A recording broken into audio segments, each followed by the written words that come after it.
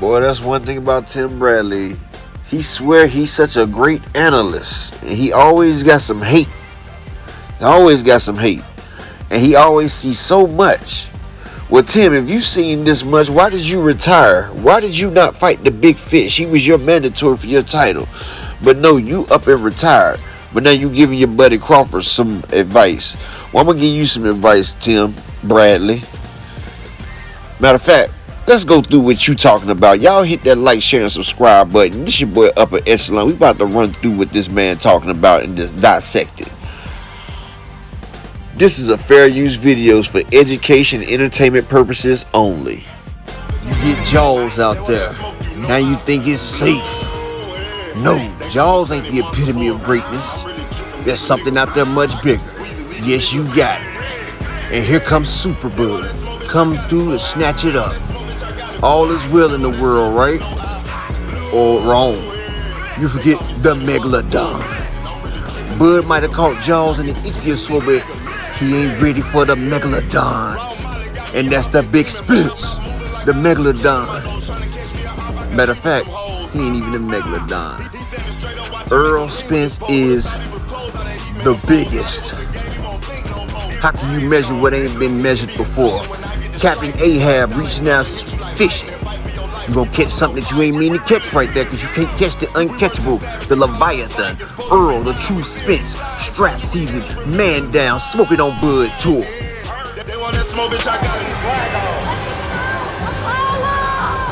Earl, they say you just a basic come forward flat-footed fighter. They said Crawford's gonna beat you.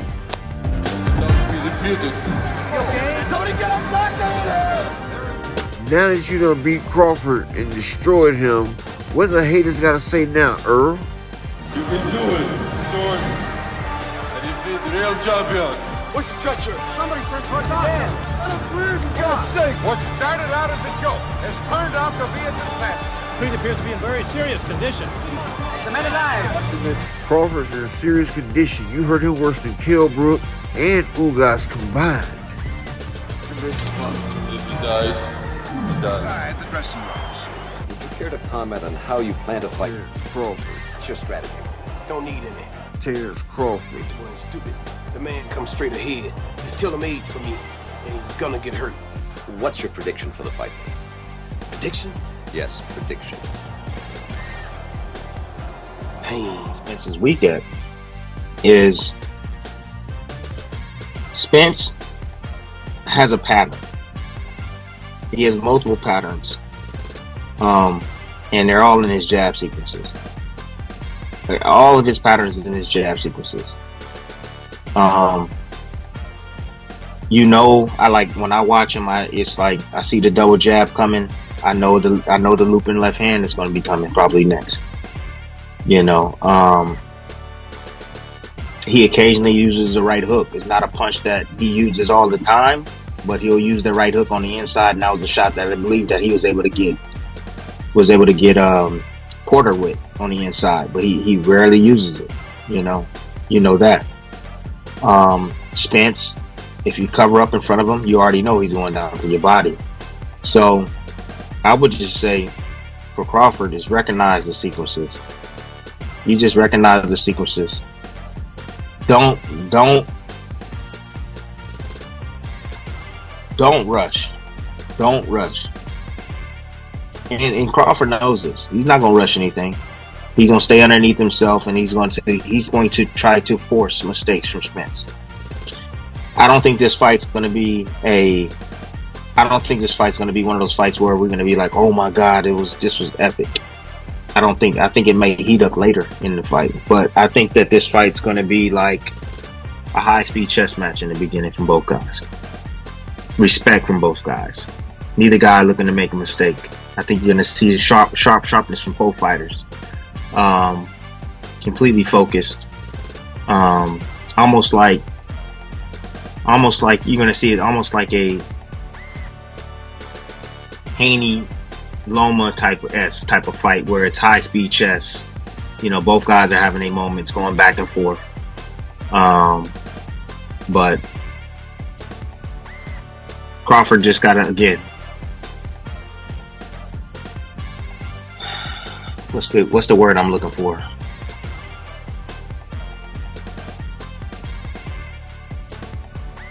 Timothy Knothead Bradley. Just because Terrence Crawford sparred you, got the better of you, beat you down in there, doesn't mean that he's on the level with Spence. Doesn't mean he's better than Spence. You comparing him for what he did to you.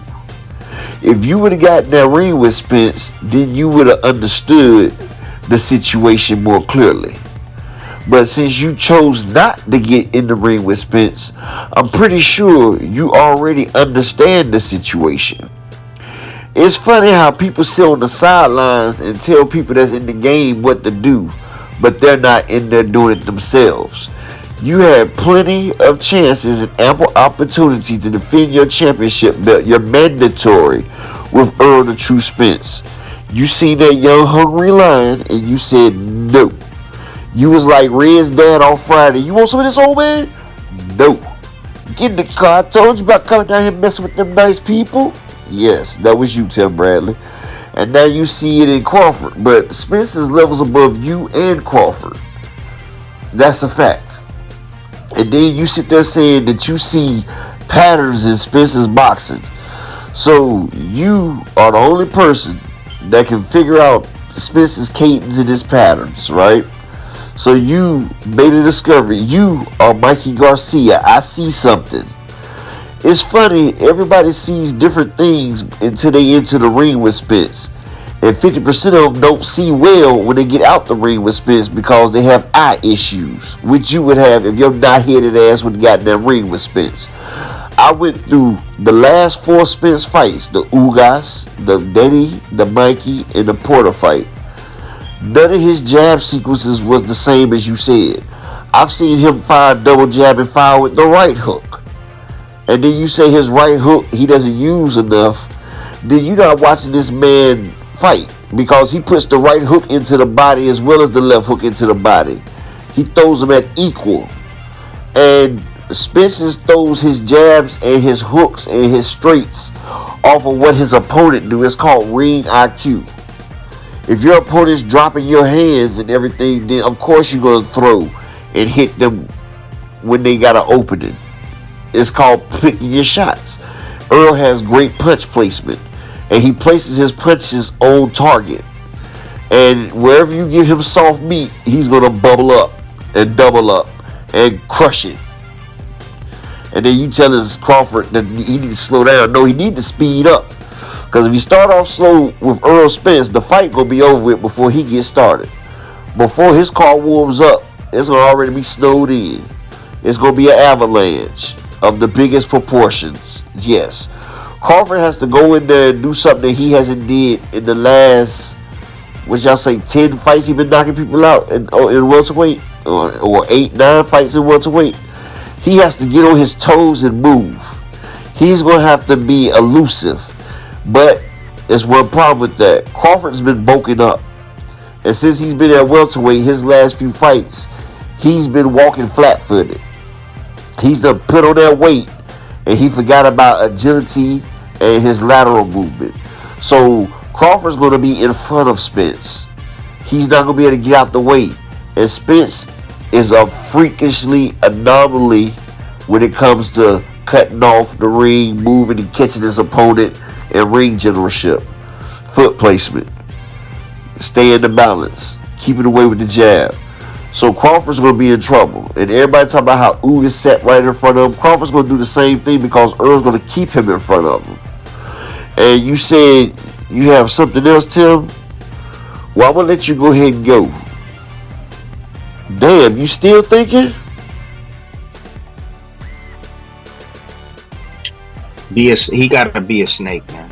Like he just gotta be a snake. He has to be a snake, and what I mean by that is that he has to strike like a snake. Any movements, any mistakes Spitz makes, he gotta strike. He has to strike, and he has to get off to an early start, bro. Like that's Spence's thing. Like that's what Spence does. Like never gets off to a good start. I'm just gonna tell you right now, Crawford has to get off to an earlier start.